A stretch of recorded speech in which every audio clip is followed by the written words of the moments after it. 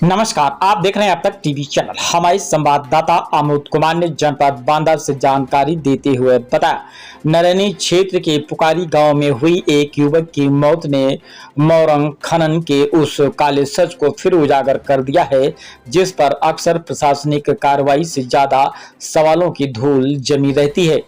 खदान में काम करने वाले दिनेश कुमार त्रिवेदी की मौत को लेकर के परिजनों ने सीधे सीधे हत्या का आरोप लगाया है।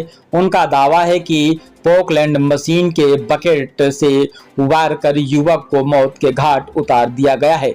सबसे बड़ा सवाल तो यह है कि यदि परिजनों का आरोप सही है और खदान के पास संचालन की कोई वैध अनुमति नहीं थी, तो आखिर ये कारोबार किसके संरक्षण में चल रहा था?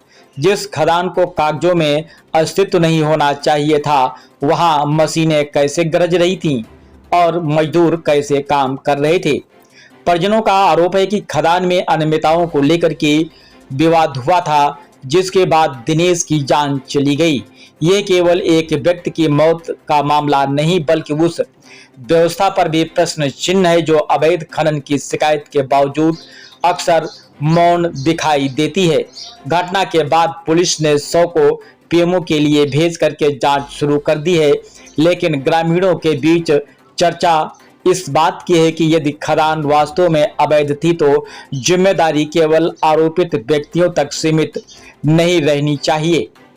उन सवालों के जवाब भी तलाशने होंगे कि आखिर कानून की आंखों के सामने ये खेल कब से और कैसे चलता रहा। दिनेश की मौत ने पुकारी गांव में शोक और आक्रोश दोनों छोड़ गए हैं।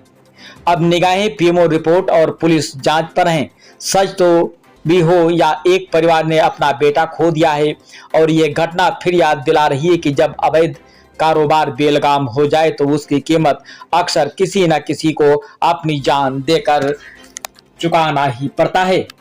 आइए चलते हैं हमारे संवाददाता के साथ। जयशंकर त्रिवेदी। ये बताइए, मृतक कौन था आपका? हमारे चाचा थे, छोटे चाचा थे। क्या नाम था? श्री दिनेश कुमार त्रिवेदी। ये बताइए, घटना क्या हुई है? घटना ये खदान है कि पुकारी पड़ता है नरैनी के पास, तो बालू खदान थी। तो ये बताया गया है कि वहाँ उनको बकेट मार के नृशंस हत्या की गई है उनकी। आपको कैसे जानकारी प्राप्त हुई थी? हमको रिश्तेदारों ने बताया, फ़ोन द्वारा सूचना मिली हमको, तो हम लोग फिर महोबा से आए। कब जानकारी हुई थी आपको? ये करीब वही सुबह 5 बजे के लगभग।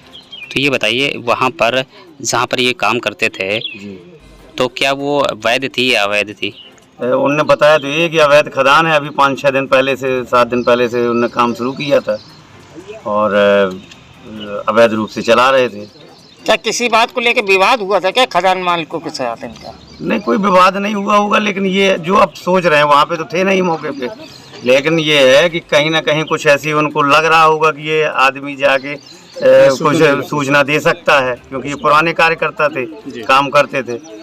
इस वजह से उनको भय होगा कि ये हमारी जो है अवैधानिक जो चीज़ें चल रही हैं, ये प्रशासन को सूचना दे देंगे। इस वजह से इनको, क्योंकि हत्या जो है नृशंस हत्या हुई है, बकेट छाती में घुसाया गया है, बिल्कुल फाड़ दिया गया है हार्ट को। क्या चाहते हैं? अब हम यही चाहते हैं न्याय हो प्रशासन के। उनके 2 छोटे छोटे बच्चे हैं, कमाने खाने वाला अकेला आदमी था, वो कोई नहीं था उनका, ठीक है। अकेले पत्नी है उनकी और 2 बेटे हैं। इसमें कौन कौन दोषी हैं?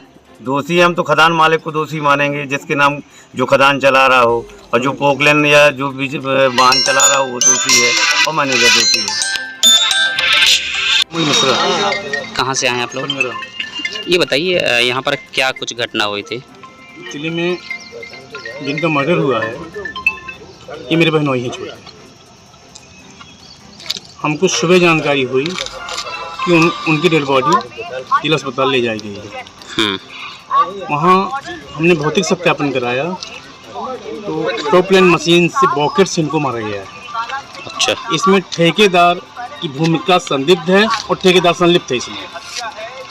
कहाँ का मामला है? ये पुकारी खदान कोई चलती है, अवैध खदान है, ये खदान है वो भी हमने पता करा लिया है।